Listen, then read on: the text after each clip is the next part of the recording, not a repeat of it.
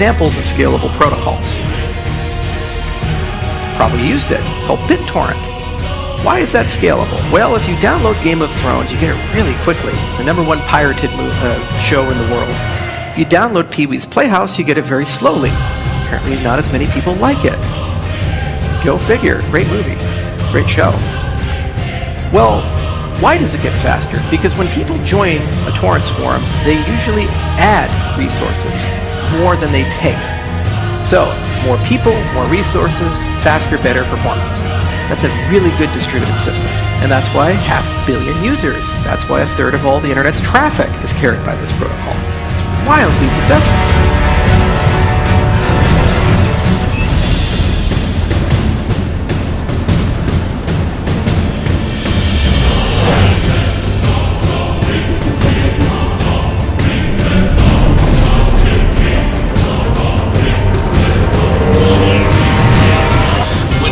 First came on the scene, people sort of saw us as a competitor to Western Union. They said Western Union moves money, Ripple moves money, they're competitors. But actually Ripple makes it easy to move money, and Western Union needs to move a lot of money, so it's a perfect fit. And the same is true for banks. Banks right now have to exchange a lot of payments with other banks, and they do it now through correspondent banks, which are intermediaries. If banks start to come to Ripple, they can exchange payments between banks on Ripple directly. No delay. No worry about settlement risk or tracking payments. It's instantaneous, and they can know immediately that the funds are good.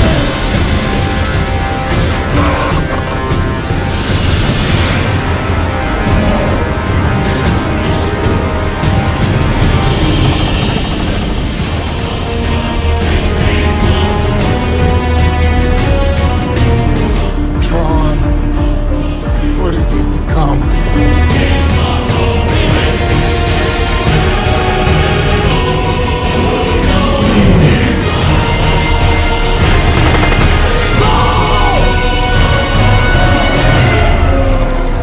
We actually have made quite a bit of progress in advancing a distributed ledger concept for what we call our trade information warehouse. And our trade information warehouse is an application that supports lifecycle management and asset servicing for credit derivative transactions, which approximate about $11 trillion around the world. And we've been working with IBM, Axoni, and R3 on this application for about 18 months, and about a week ago we announced that we're going into user acceptance testing with 15 global banks.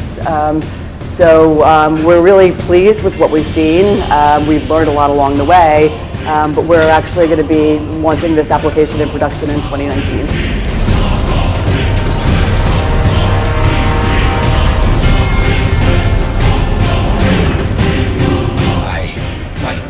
Users.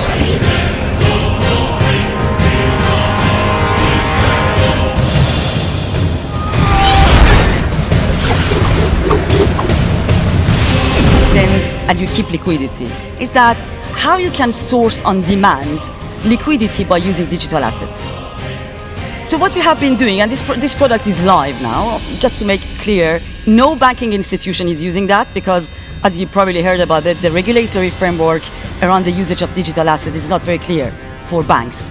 But payment service provider and some other financial institutions are less governed by these obligations. So what we have been doing actually is that using actually the real currency, let's imagine that you are in US, you have $100 and you want to send that to a user or someone in Mexico, okay? So you go to the crypto exchange, you exchange the $100 to the XRP in this case, and immediately after, the XRP is converted back to Mexican peso, and it is delivered either to the local rails or to the financial institutions that has an account with the crypto exchange. So this is actually changing the way that the current liquidity is managed. So you only use the liquidity when you need it. And when you don't need it, you don't use it. But you don't trap the liquidity into the destination country. So this product, I think, is somehow the ultimate way of the way that we see that the crypto assets or digital assets can help in the build of the global economy by using the costs associated to the liquidity management.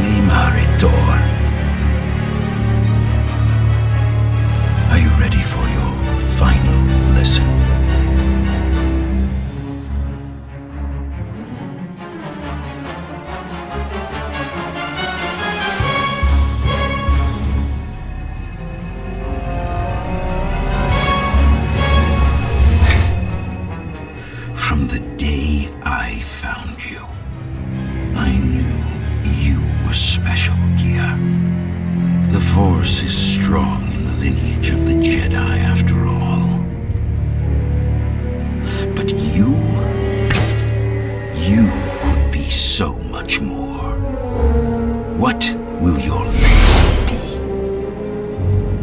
Will you become my greatest achievement?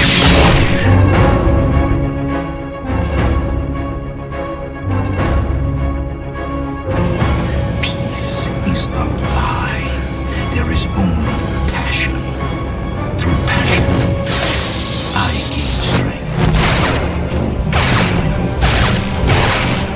Through strength, I gain power.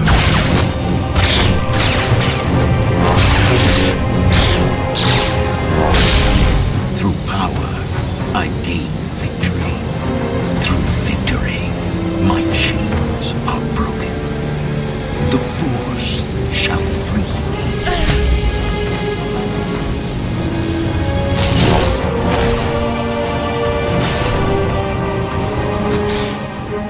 Well, I have to tell you that when I was running for Ripple for the last 3 years, the APAC MENA business, and MENA has been the fastest adopter of technology from Ripple to date.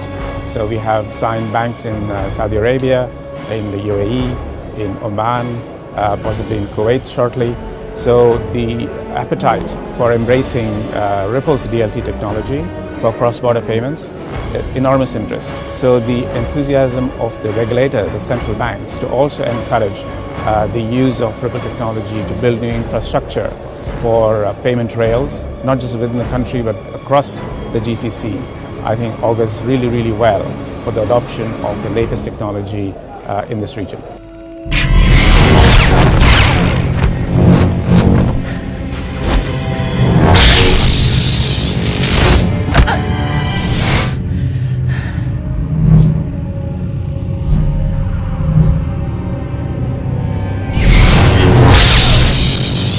As you are weak now.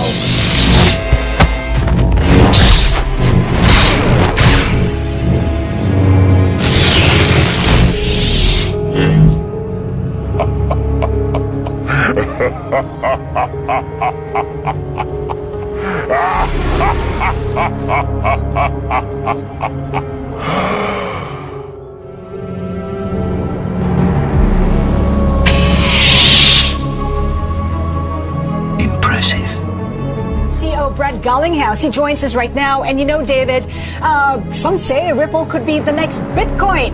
What do you think, Brad? Is that a compliment that Ripple could be the next Bitcoin?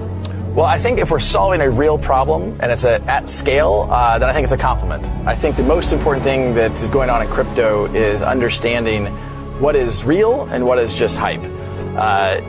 Some, I think, may look back on Bitcoin and find that it was the Napster of digital assets. What I mean by that is Napster was the first to digitize music and demonstrate, hey, if you digitize music, you can do a lot of cool things with that.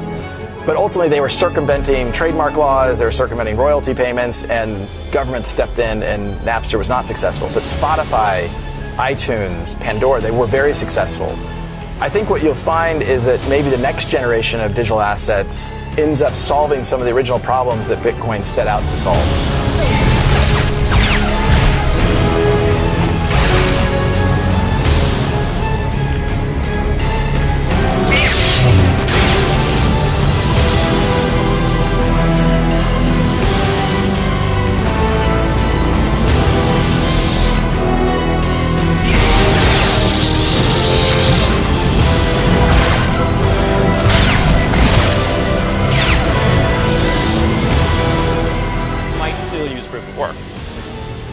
Invite Ryan and Desiree. I don't know if you would like to comment on this.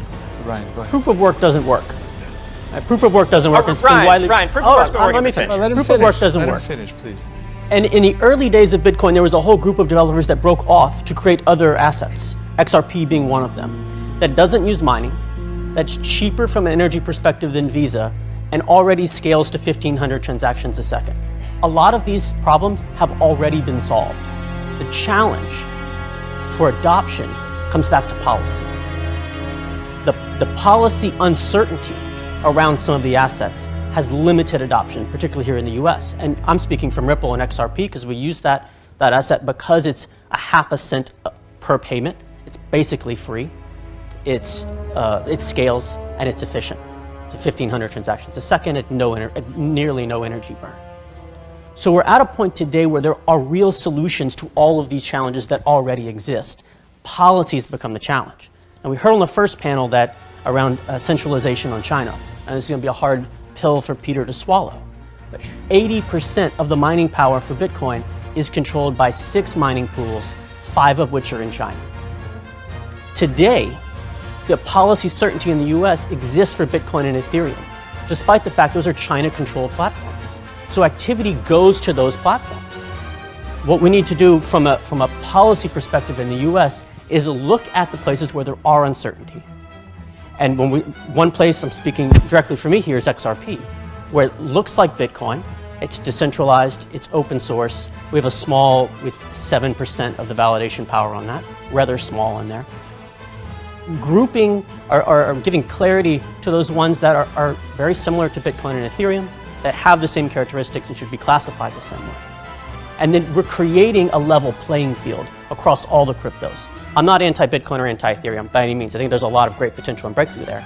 But we need to have a level playing field so the market can pick which ones they want to use and not be, as today they are, hindered by regulatory uncertainty.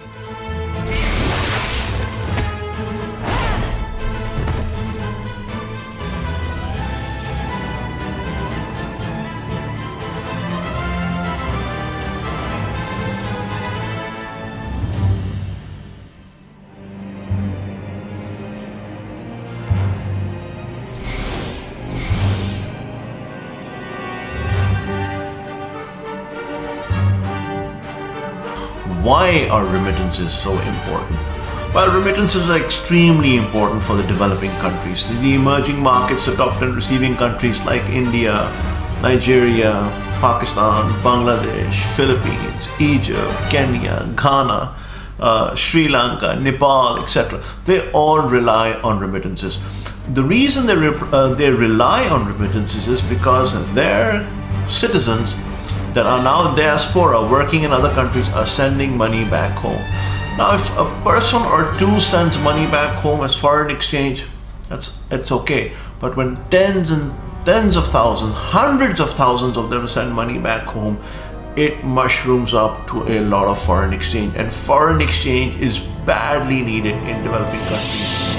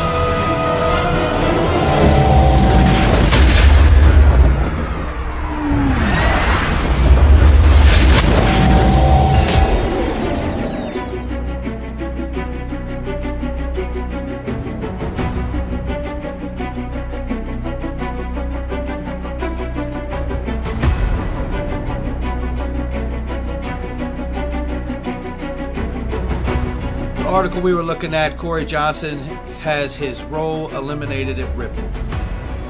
2018, joined as chief market strategist. Spokesperson said Corey's last year at Ripple was a success in representing Ripple to investors, press, and regulators. Corey helped Ripple strategy on the internal side and overall industry education. But due to changes in market conditions, we've chosen to eliminate the role of chief market strategist.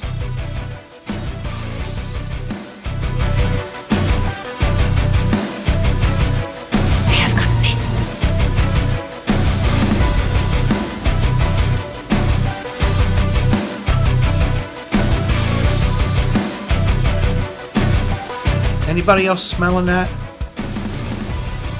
I'm going to read that part again. But due to changes in market conditions, we've chosen to eliminate the role of chief marketing strategist. What? We've been in the same market conditions for well over a year now. What the hell are they talking about?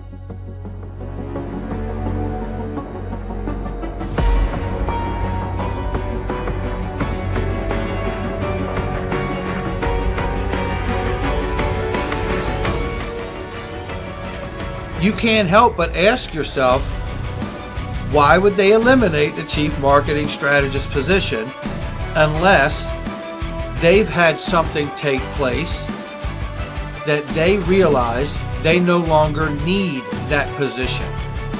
And you can bet your ass, if that's the case, it isn't due to what they just told us, but due to changes in market conditions. There ain't been no change in this market for over a year.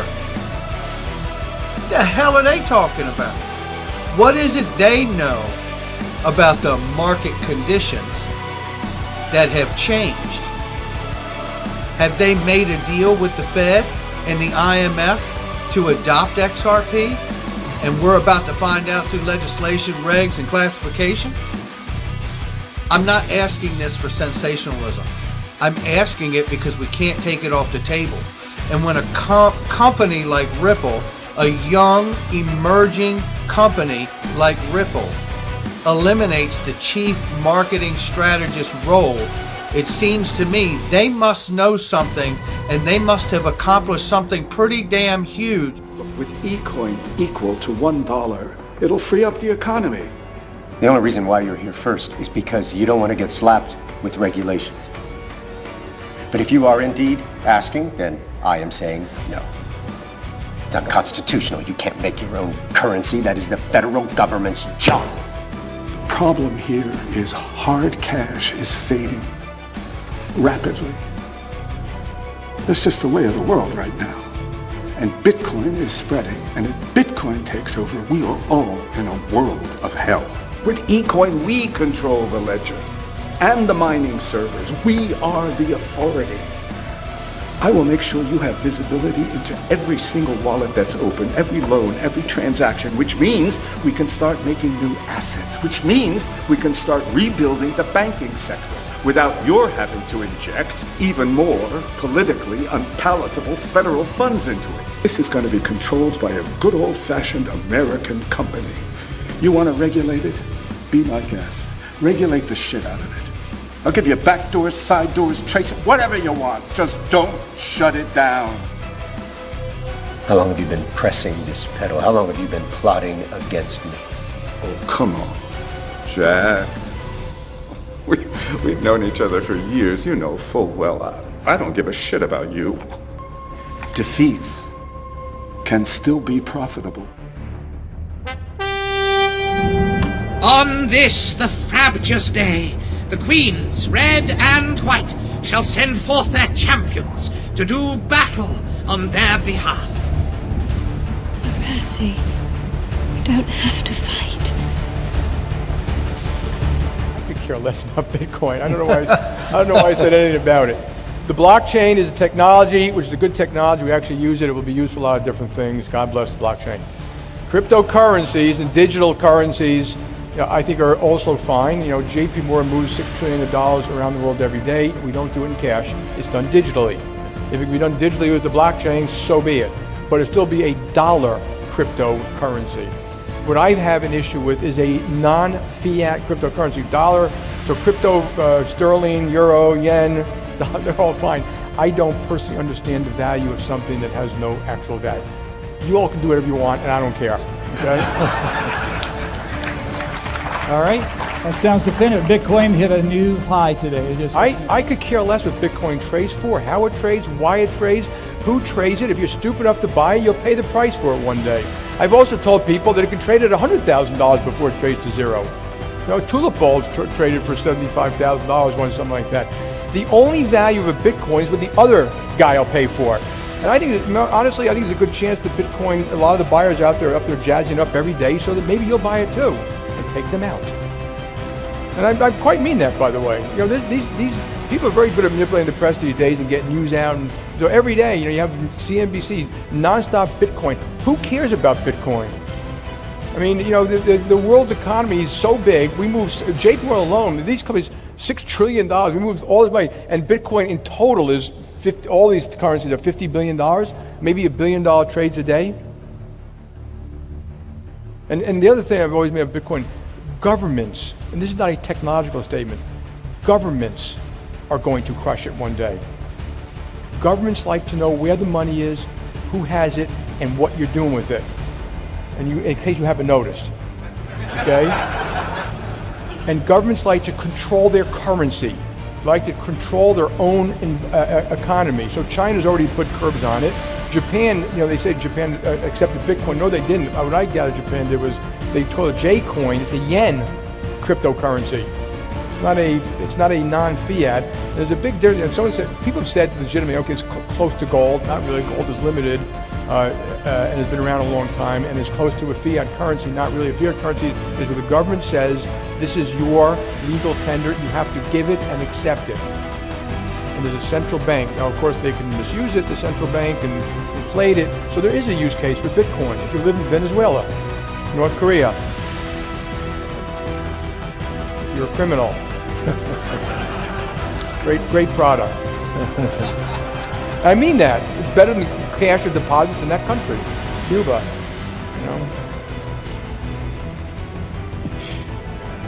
But this is the last time I'm ever going to answer a question about Bitcoin because I really don't care. I also pointed out when I made that stupid statement, which got all the thing, I called it fraud. My daughter sent me an email saying, "Dad, I own 2 Bitcoins." It is my job! I am the eldest! Jabberwocky!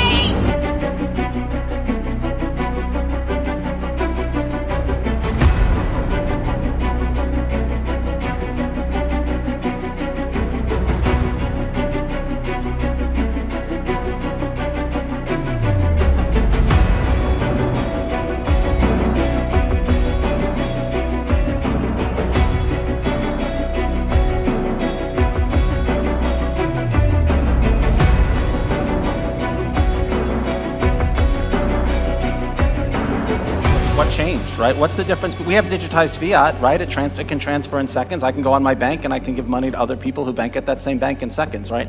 What is transformationally different is that you can move the actual value, and it can be between someone in the United States and someone in Pakistan. It doesn't matter. That is the thing that has changed. That's why the use case that we focused on is settling payments, because that's what's hard, right? It's easy to adjust numbers around. The problem is now you've left a mess because you haven't moved the actual value. So I think you nailed exactly what's different about Bitcoin compared to previous systems. And why is that? It's because of the lack of a counterparty. That's what makes it the actual value rather than just a claim against someone.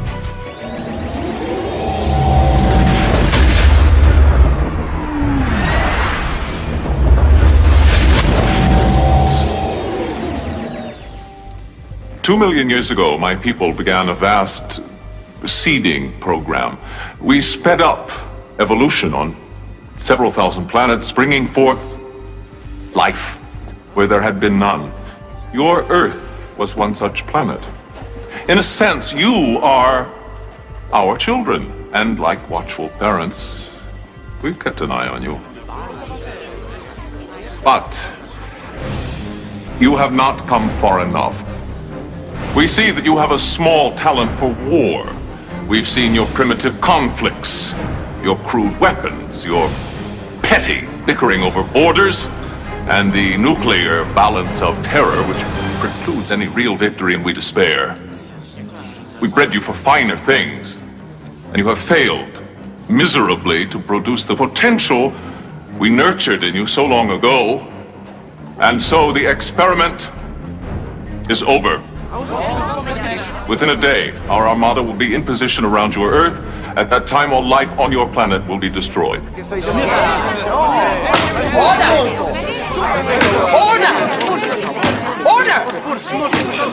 It's absurd. How do we know you can't do it? If you really need a demonstration,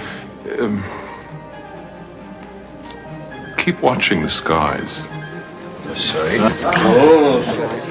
Order!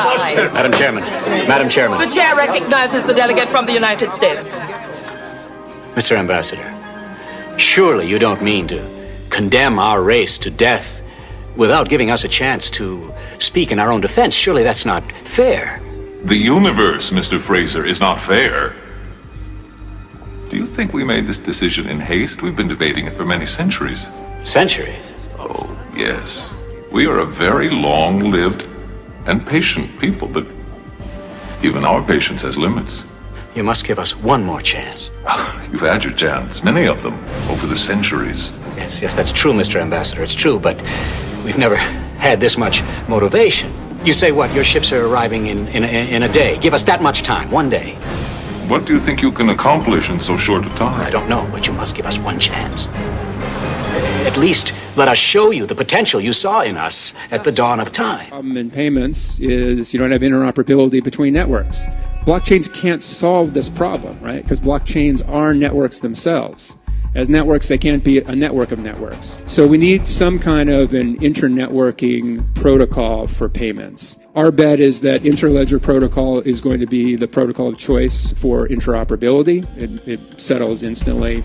And it can be used in any ledger. It can be used in a central, HSBC, Bank of America's ledgers, Bitcoin, a distributed ledger, anything. It can move any type of value. Dollars, RMB, Bitcoin, Ether, XRP, gold, whatever. Any kind of value can be moved. It's a protocol that's been underway for many, many years. There's a group called the WC3 that is helping with the standard around the protocol. There's almost 300 organizations that are contributors to it. So our bet is that this is going to be a successful interoperability protocol.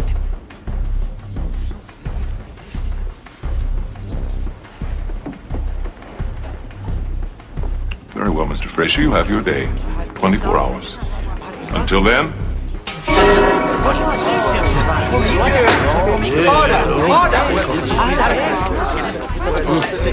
Order!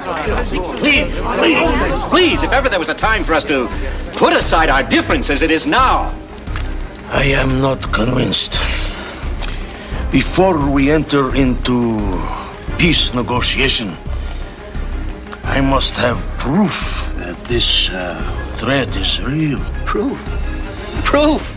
You've seen their spaceships. You just now saw him disappear. What else do you want?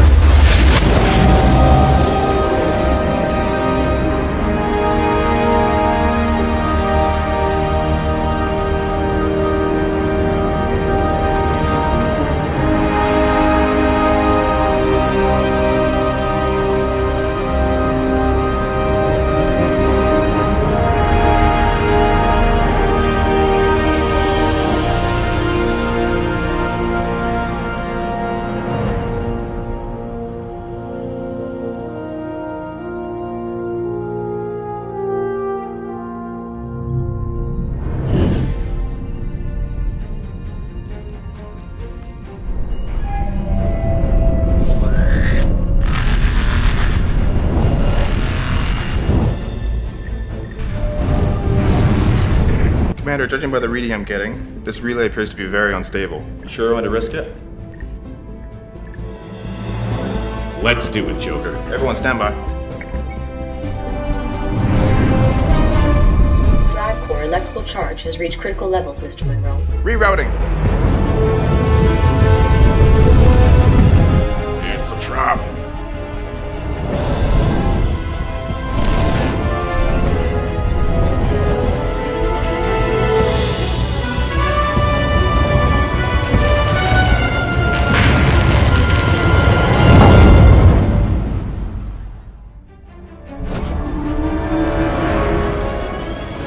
Make it. I need more power, Scotty. Captain, can I give you any more power? Noted, Spock. Captain, there's no logical solution to our predicament. The enemy ship has warp capabilities beyond our own. Bones? Damage amendment doctrine, not a Vulcan. Captain, we've got incoming.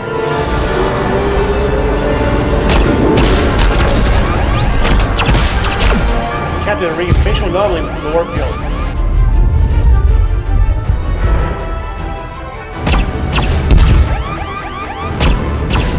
Everybody, hang on!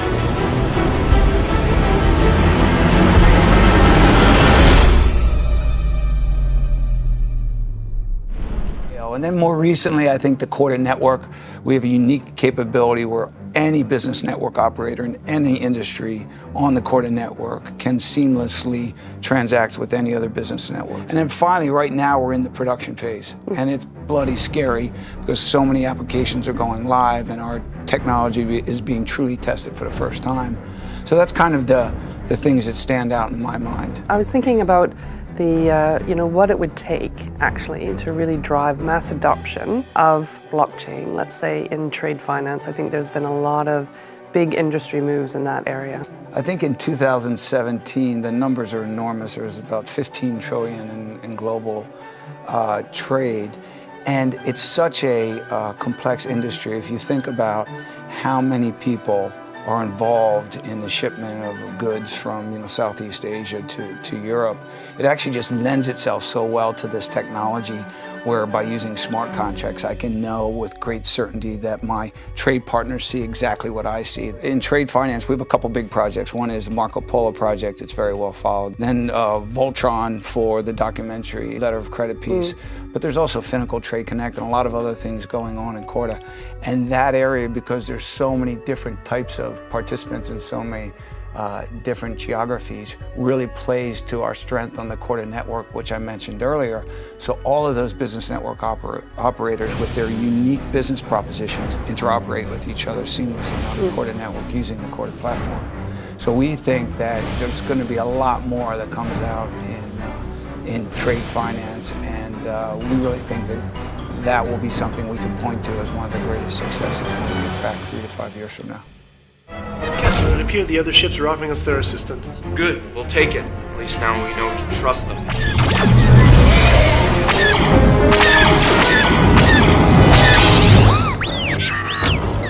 Shut him up or shut him down. I can't understand him. I can understand him. As do I. What's it saying? The astromech droid aboard the Millennium Falcon has found coordinates to a human space station behind one of Jupiter's moons. Relay those coordinates to our new allies. We need a safe place to regroup, and that's where we're going.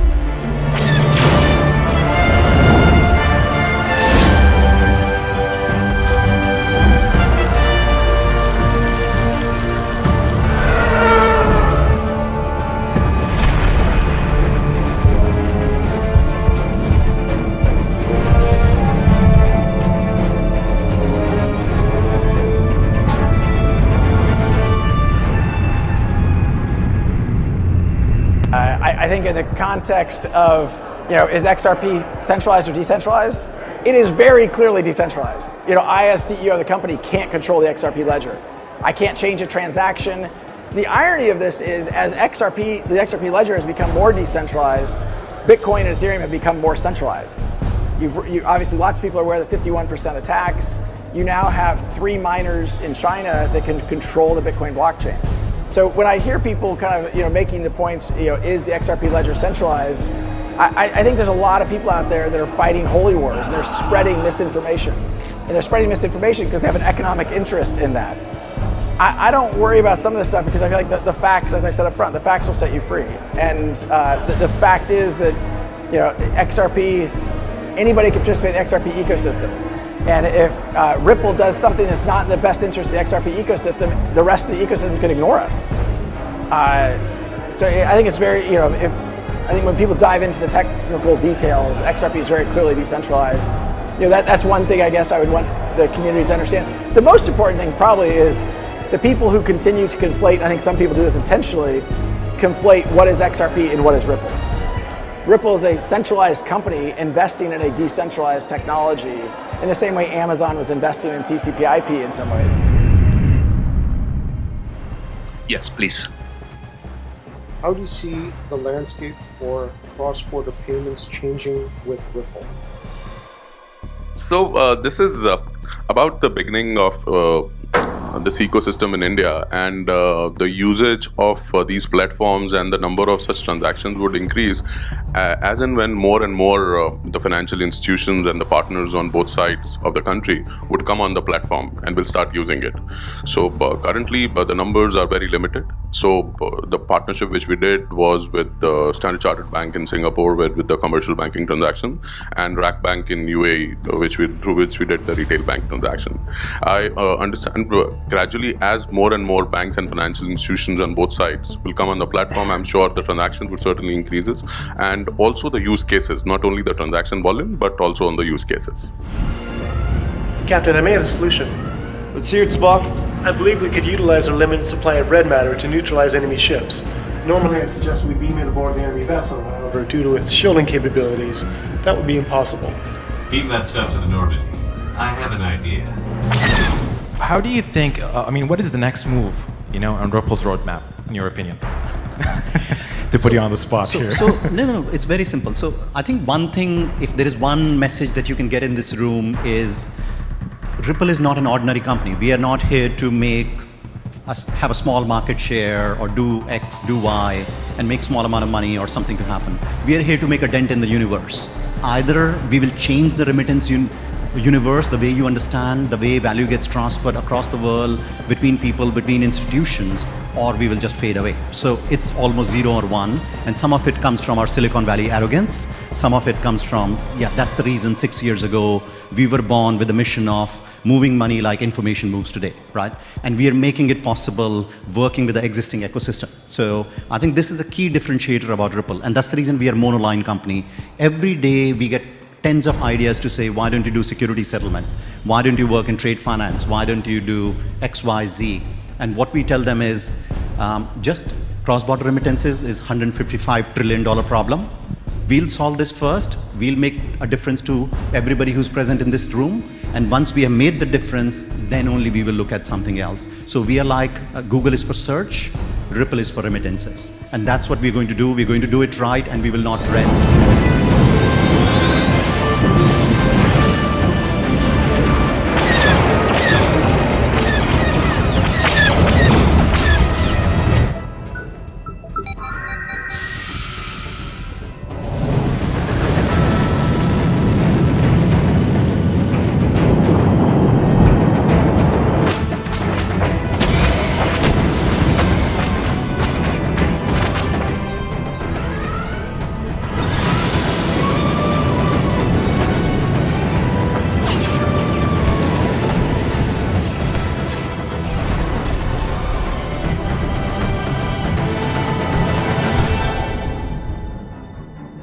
Exist, and I think that we are. We'll have a multitude of different kinds of ledgers, securities ledgers. That's where your ILP comes in. That's exactly right. And that's how I think we truly deliver an internet of value. We have a minute. Maybe you want to explain what ILP is. So ILP stands for Interledger Protocol. Certainly, we have been a protagonist, and some of the inventors of ILP work at Ripple. Networks can connect. That's exactly seamlessly. Right. That's exactly. They could be any Bitcoin to XRP to JPY to. And the multi-hop across. You want to go from a JP Morgan ledger through Bitcoin, through ACH, and pay out on Linlen Pay? Okay, no problem. And are we seeing these rollouts happen? We actually did a demonstration of a test where you went through 7 different ledgers through ILP at the same time.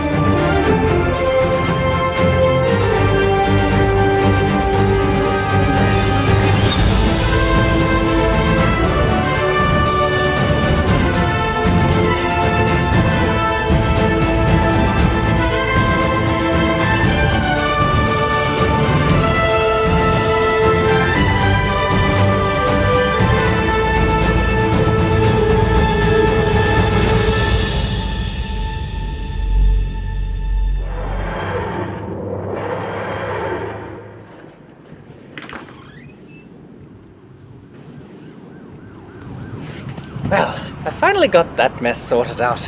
Can't believe I muddled up the galaxies again. That is the last time I drink high tea whilst using the TARDIS. Doctor, it's time.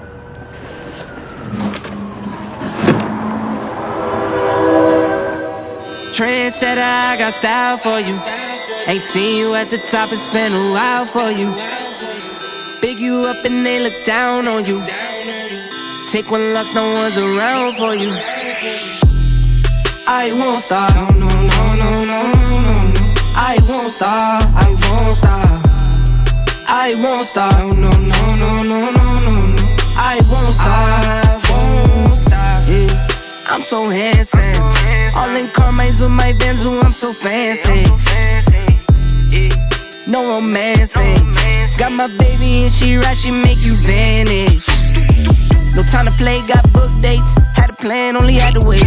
Always knew I'd make a way. Send a bill, they send a pay. Keep it real, keep the record straight. Keep it real, no time to fake. All authentic in my own lane. I am me till I'm in the grave. Trendsetter, I got style for you. Ain't seen you at the top, it's been a while for you. Big you up and they look down on you. Take one loss, no one's around for you. I won't stop, no, no, no, no, no, no, no, no. I won't stop, I won't stop. I won't stop, no, no, no, no, no, no, no, no. I won't stop, I won't stop. Ooh, never panic. Get a worry, send it up and then advantage. Yeah, I can't stand it. Out of order way you move and see you scrambling.